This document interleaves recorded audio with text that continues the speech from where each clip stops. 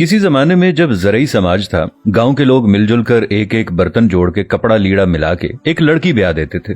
हर एक फर्द की तरफ से जो भी कुछ दिया जाता था वो बेटी या बेटे वाले की तरफ से बाजी होती थी, जिसका मतलब था कि आज हम दे रहे हैं, कल ये हमारे बेटे या बेटी की शादी पे हमें मिलेगी। ये एक तरह की कमेटी होती थी।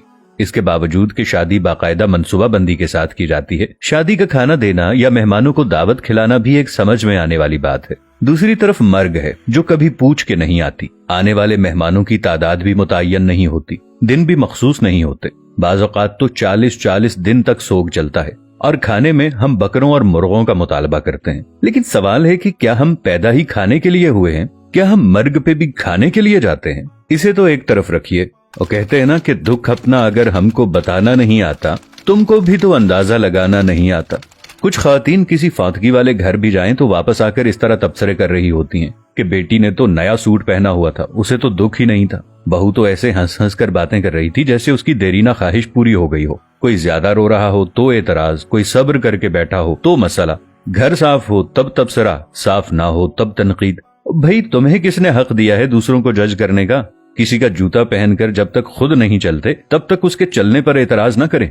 खुद तो 4 प्लेट बिरयानी तरावल करके डकार भी ना मारें और दूसरों पर ताबड़तोड़ हमले।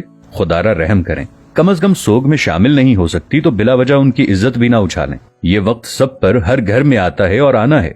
हमारे मर्द हजरात भी कुछ कम नहीं है। 2 लफ्ज ताजियत के तो ठीक से बोलने नहीं आते और सियासी थिएटर ऐसे सजा के बैठ जाते हैं कि फुतीदगी पर नहीं, इलेक्शन कैंपेन पर आए हों। जिसके सर से बाप का साया उठाए कोई उसकी भी तो दिलजोई करे, उसके गम का मदावा भी तो कोई करे। लेकिन हमें किसी के गम से क्या, हम तो रस्म दिखावा के लिए गए हैं। हमारी बला से कोई मरता है तो मरे। हम तो पूछेंगे कि भाई जी खाने का इंतजाम हो गया ना, कितनी देगें बनवाई हैं? 10 देगें तो कम हैं, बरादरी भी है, महल्लेदारी भी है। वो बेचारा बाप के शोक को भूलकर इस परेशानी में लग जाता है कि कहां से कर्ज पकड़ूं, क्योंकि खाना सही ना बनाया तो बातें होंगी कि सारी जिंदगी बाप का खाया, मरने पर रोटी भी सही ना दे सका।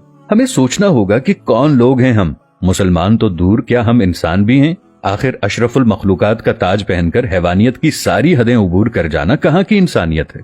मैंने मैयत के घर में ऐसी आवाजें भी सुनी हैं। जो देग पर बांटने में लगा हुआ होता है उसे कहा जाता है कि जरा प्लेट में 4 बोटियां ज्यादा डाल देना। वो दामाद भी आया है, उसे भी खाना देना है। वो बेटी जो माँ या बाप की मैयत पर रो रो कर हलकान हो रही थी, जैसे ही जनाजा उठता है तो वो सारा गम पसे पुश्त डालकर खाना तकसीम करने में लग जाती है कि ससुराल वाले भी आए हैं, उन्हें खाना न मिला तो सारी जिंदगी बातें सुनने को मिलेंगी कि तेरे बाप की मैयत पर तो हमें खाना भी नहीं पूछा किसी ने। मैंने इस बात पर भी तबसरे सुने हैं कि सालन में तो तरी ही नहीं थी, हमारी प्लेट में तो बस शोरबा ही आया। हम बहैसियत मुआशरा जालिम बन गए हैं। खुशियां तो कुजा, हमने मर्गों को भी अपने शरीके पूरे करने के लिए इवेंट बना लिया है। वो अकबर इलाहाबादी का शेर था कि जब मैं कहता हूँ कि या अल्लाह मेरा हाल देख, हुक्म होता है कि अपना नामाए अमाल देख।